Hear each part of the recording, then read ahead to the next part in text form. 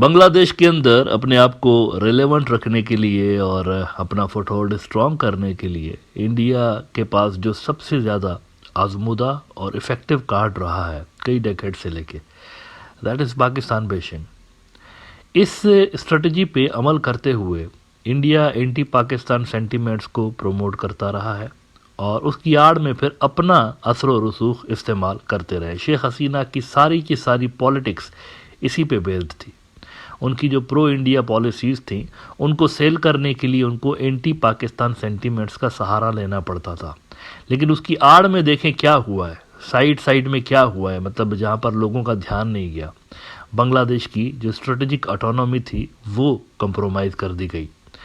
اب وہ ایک مرتبہ پھر سے انڈیا کی جانب سے زور و شور کے ساتھ پاکستان بیشنگ والا جو کارڈ ہے اور اینٹی پاکستان سینٹیمنٹس کو پروموٹ کرنے والا کارڈ ہے، یہ پلے کیے جانے کے خدشات موجود ہیں. Because there is no other way کہ جس کو استعمال کرتے ہوئے انڈیا دوبارہ سے اپنا جیو پولیٹیکل انفلوئنس جو ہے بنگلہ دیش میں وہ بڑھا سکے. اب اس پاکستان بیشنگ کی شروعات خیر ہو چکی ہے. انڈیا کی اگر آپ میڈیا دیکھیں تو ہر دوسرا تیسرا آرٹیکل جو کہ بنگلہ دیش کے لیے لکھا جا رہا ہے اس میں کہیں نہ کہیں پہ آپ کو پاکستان کا ذکر کسی نہ کسی فارم میں ملے گا. کبھی وہ پاکستانی انٹیلیجنس ایجنسیز کے اوپر الزامات لگاتے ہیں تو کبھی وہ چائنا پاکستان بنگلہ دیش نیکسس کی بات کرتے ہیں کہ یہ کریٹ ہو رہا ہے.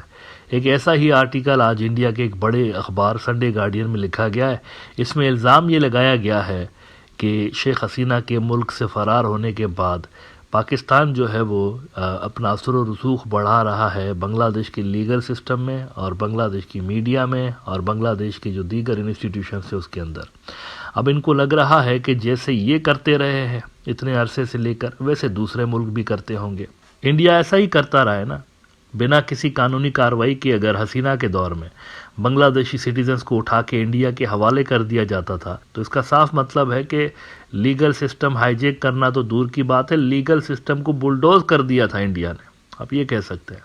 تو وہ سمجھ رہے ہیں باقی بھی ایسے ہی ہوں گے. انڈین ایکسپرٹ نے لکھا ہے آج ایک اوپینین وہاں پر کہ port of uncertainty Bangla's Pak tilt fuel fears of Chinese nexus. اس میں کہتے ہیں according to senior officials familiar with the matter Pakistani diplomats in Dhaka have leveraged their presence to penetrate key institutions including the legal system, media and educational bodies. اب دیکھیں یہ legal system کا نام پتہ ہے کیوں لے رہے ہیں؟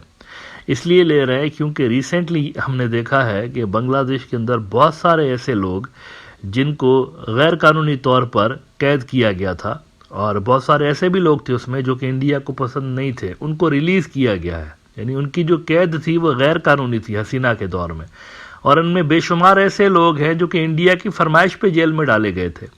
اب جب ان کو ریلیز کیا گیا ہے تو یہ کہہ رہے ہیں یہ تو پاکستانی انفلٹریشن ہوئی ہے اس کے اندر. حالانکہ یہ پاکستانی انفلٹریشن نہیں ہے، یہ کورس کریکشن ہے جو کہ نئی سرکار نے کی ہوئی ہے. یہ وہ لوگ تھے جن کو کسی کی فرمائش پہ لگایا گیا تھا جیل کے اندر، یا پھر جن کو شیخ حسینہ صاحبہ نے پولیٹیکل جو ان کے ڈیزائنز تھے ان کی وجہ سے جیل میں رکھا گیا تھا. تو یہ کہہ رہے ہیں کہ نہیں یہ اس وجہ سے ہو رہا ہے. میڈیا کا نام یہ کیوں لے رہے ہیں؟ میڈیا کا نام یہ اس لیے لے رہے ہیں کیونکہ پہلے جو بنگلہ دیشی میڈیا تھا بہت زیادہ اینٹی پاکستان ہوا کرتا تھا. 3-4 نیوز آؤٹ لیٹس کے نام نہیں لینا چاہتا، لیکن وہ انڈیا سے زیادہ، انڈیا کی گودی میڈیا سے زیادہ اینٹی پاکستان ہوا کرتے تھے. بس گالیاں نہیں لکھتے تھے صرف، باقی ہر چیز لکھ دیتے تھے.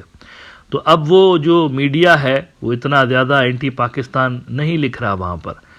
تو ایز اے ریزلٹ یہ سمجھ رہے ہیں کہ یہاں بھی آئی ایس آئی والے گھس گئے ہیں. اور نیوٹرلٹی کو وہ کہہ رہے ہیں یہ پاکستان کروا رہا ہے. اور ایجوکیشنل باڈیز کو وہ اس لیے انہوں نے نام لکھا ہے ایجوکیشنل باڈیز کا کیونکہ پہلے شیخ حسینہ کے دور میں پاکستانی اسٹوڈنٹس کا بین تھا بنگلہ دیش کے اندر، بین لگا دیا گیا تھا کہ نہیں آ سکتے یہاں پر آپ. اسی طرح سے جو بنگلہ دیشی اسٹوڈنٹس تھے ان کو اجازت نہیں تھی کہ وہ جا کر وہاں پاکستانی جو ایجوکیشنل انسٹیٹیوشن سے وہاں پر پڑھے. اب شیخ حسینہ سے کوئی پوچھے کہ اسٹوڈنٹ جو ہوتا ہے نا، دیکھیں یہ تو ساری دنیا میں ہوتا ہے، بلکہ ایسا بھی ہوتا ہے دشمن ملکوں کے بھی اسٹوڈنٹس ایک دوسرے کے ملکوں میں پڑھ رہے ہوتے ہیں. تو یہاں پر دشمنی تو خدا نہ خواستہ نہیں تھی نا ایز سچ پاکستانی اور بنگلہ دیشیوں کے درمیان. تو انہوں نے کیوں بین لگا کے رکھا ہوا تھا؟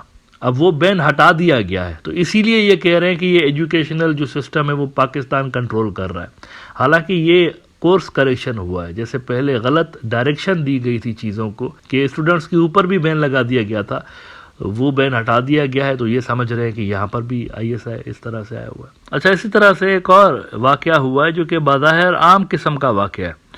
چاولوں کا ایک جہاز کراچی سے پہنچا ہے جناب بنگلہ دیش تک، منگلا پورٹ تک پہنچا ہے۔